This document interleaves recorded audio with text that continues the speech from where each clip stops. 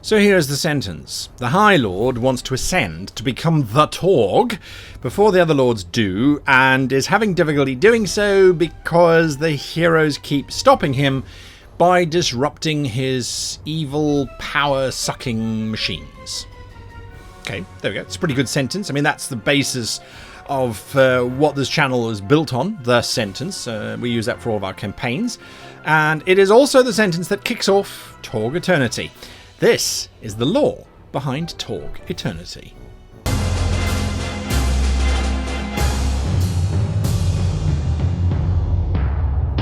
Hello and welcome to this, the second Torg Eternity special video. My name is Guy, and as per your request, you voted on this. This video focuses solely on the lore of the Torg Universe. Now, it is by no means complete. It was designed as a taste, a sampler, a soupçon, something just to wet your whistle, if you like. Now, if you don't know what Torg Eternity is, by the way, I suggest checking out last week's video, and the link is down below. Full disclosure, this video was paid for by the makers of Torg Eternity. That's Ulysses' spiel. Now, more at the end of the video, so go look at that if you are so inclined to get a 10% discount off of any purchase that you make from the Ulysses store. So bear that in mind. Now, back to the invasion. This is it. Earth, 2020. Things are bleak. And then, things got worse. Massive rifts in the fabric of space and time opened up around the globe, almost at once, and most certainly in a coordinated attack. These rifts spewed forth forces strange and alien. It has been nearly 6 months since the first invasions, and the rifts remain open. All that is known is that the rifts alter the very nature of the planet, converting the ordinary into the extraordinary. And there is no way to stop it, at least not yet. Massive swathes of jungle cover the US. Russia has all but vanished, and only nightmares now seem to emerge from its borders. Aliens of incredible technological power and seemingly here to help Earth have taken over Paris. A dinosaur was seen in New York. This is the world setting. There we go. That's it. Go have fun. It is one of the strongest components of this game, in my opinion. There are some things that I find a little bit cheesy. They are, but those can be changed, or you can keep them, right? I mean, okay, all right, on to the nitty-gritty. What the hell is going on? The High Lords and the Cosms. There are currently 7 Cosms that have broken into Earth's reality. Now, each Cosm is a different reality and is controlled by a High Lord. And one amongst them, the Gaunt Man, is their leader. Their ability to get into our reality is through the use of a thing called a darkness device. Now, the device opens up bridges between the High Lord's Cosms and Earth. The bridges allow the Cosm's influence to flood into Earth, and the effect is dramatic. Where the two Cosms, the two realities, collide, a contradiction occurs. A contradiction is just another way of saying, well, which reality is strongest? Now, normally Earth's reality would be the strongest, as the invaders are coming into our reality. However, this is sadly not the case. The darkness devices draw energy from our own reality, creating weak areas. Now, these areas are breached by the bridges, and then the area that surrounds these bridges becomes really weak in terms of Earth reality, but strong in terms of Cosm reality. And then contradictions start to happen. So the Earth fails, and the area starts to adopt the invading Cosm's reality. Now, are you with me? So to keep the contradictions on the side of the High Lords so that they can expand, they build these massive structures known as stelae. Now, these reinforce the invading Cosm's reality, forcing contradictions in favor of the invaders. Now, the stelae can be destroyed, but at great risk and great cost. The High Lords need them to work, and the heroes need them to stop working. And it's all about controlling contradictions, possibilities.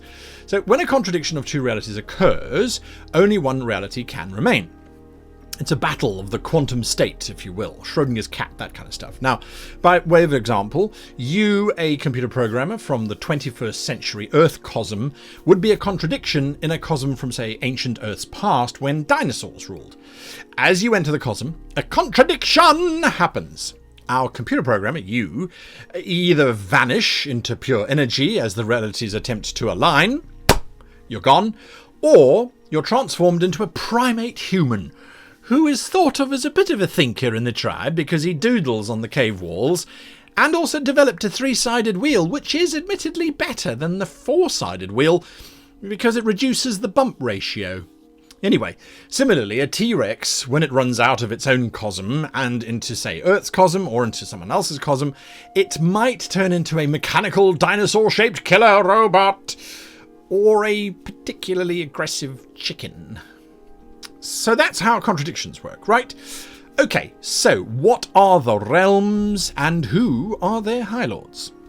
Isle. Dragons, wizards, trolls, undead.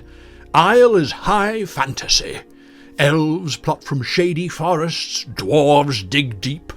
This is the realm to come to if you are up for a little high magic and a romp with fairies. Magic works here, and it works really well. In fact, it sometimes works too well, and can spontaneously infuse magic into equipment and kind of make enchanted equipment. Now, the history of the Cosm has High Lord Angaru Thorian claiming the realm through deception and evil acts and blah blah blah blah blah, and the Gaunt Man helped him. But it is not a realm without resistance. Lady Ardenay, after being killed twice, possessed once, and finally restored, fights against Uthorian and his dark, monstrous hordes. Now, on Earth, Isle occupies most of the United Kingdom, Ireland, and Scandinavia. There are 2 bridges that are known to exist at the moment, and they both pump out evil hordes of goblins and beasts and ogres and giants and all kinds of things. And also, it allows Lady Ardenay to send through her forces and to help Earth. Now, she trains up Earthborn folks, from the Earth Cosm, she trains them up in the use of magic. You need magic in order to be able to fight the forces of Isle. So it's a wonderful fantasy kind of setting. The Cyberpapacy. Demons of incredible power exploded onto the streets of Paris and Madrid and Turin, just all around that area. They were absolutely unstoppable, unholy creations from a demented Catholic's worst nightmare. I mean, they were absolutely awful. Nothing worked against them. Bullets, weapons, missiles, it all proved useless. And then the Cyberpope Jean Malraux arrived on a bridge of holy light surrounded by angels. He destroyed the demons in miraculous flames of God-given power. He offered hope to the hopeless, cured the blind, and offered technology far beyond Earth's understanding. All he asked for in return was unquestioning faith. Now he rules most of France, Spain, and Portugal.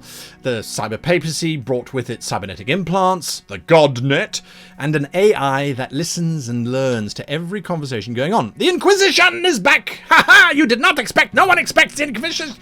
They hunt down people who use magic, because that's the highest form of blasphemy. Now, you can hack into the GodNet. It is one of the highest crimes that you can commit.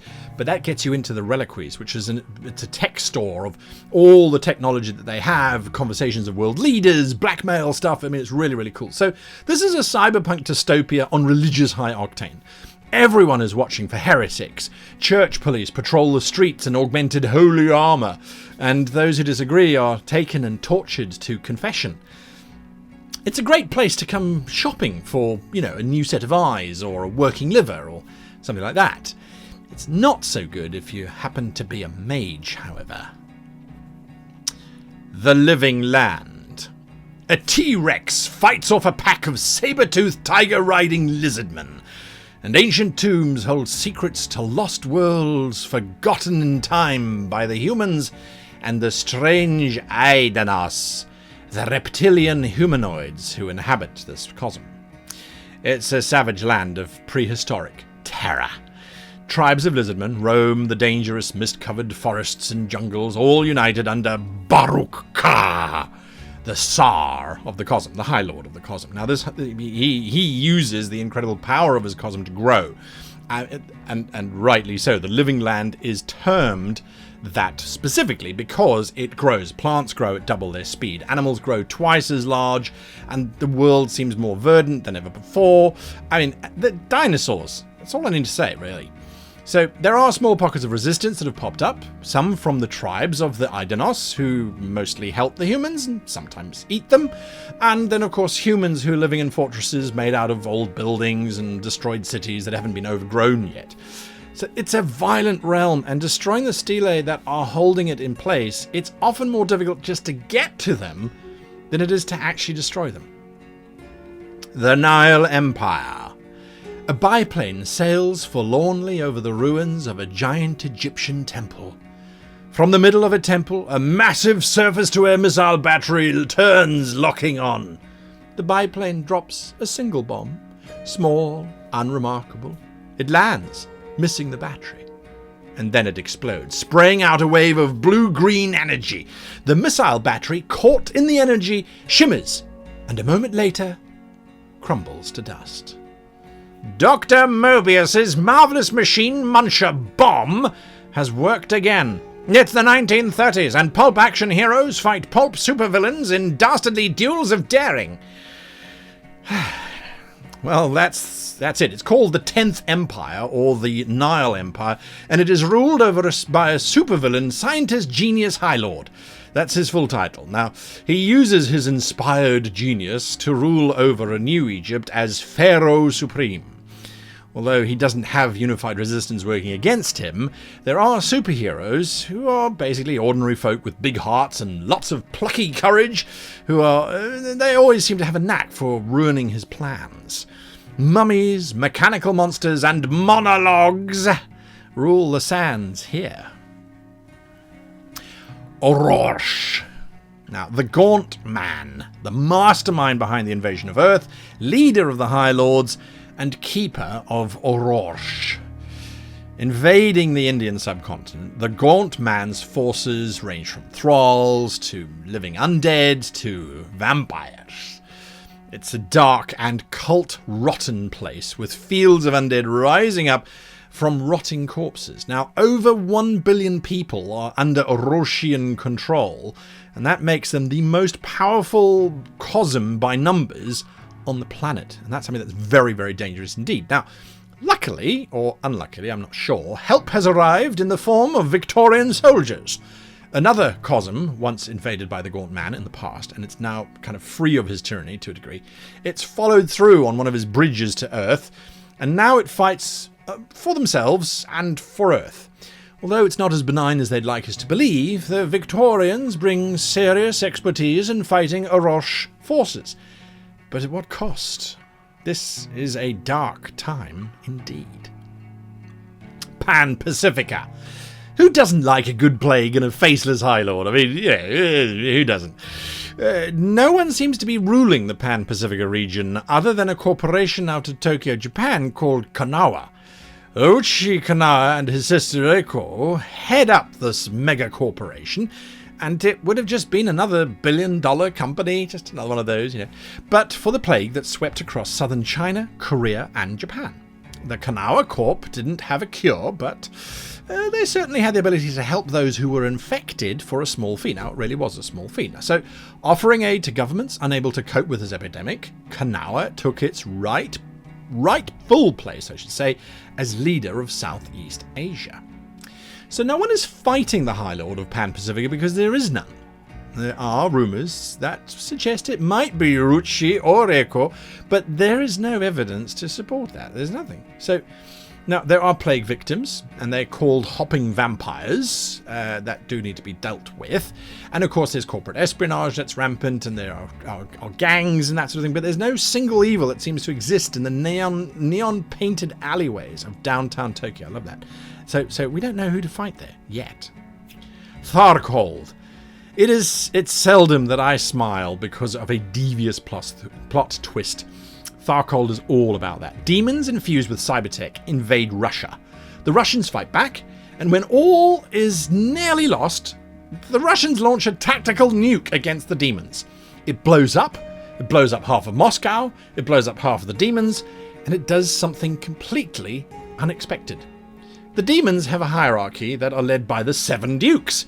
The nuke happened to take out Duke number 7.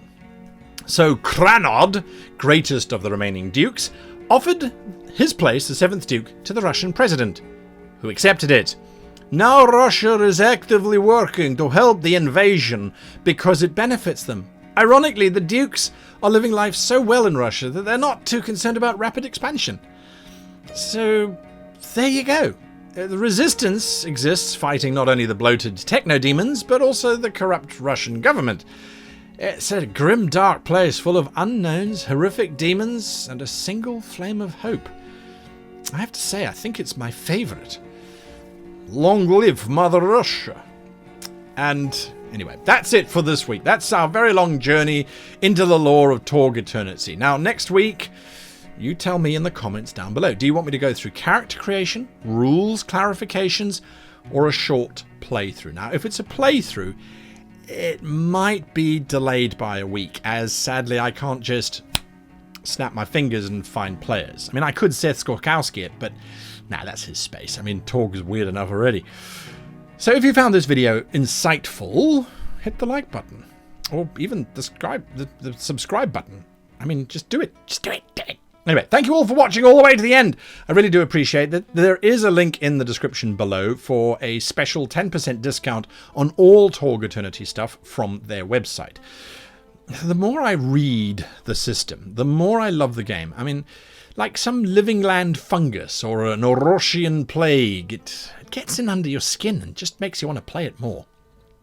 Anyway, big shout out to my patrons for their support that keeps this channel going. Until next time, happy gaming.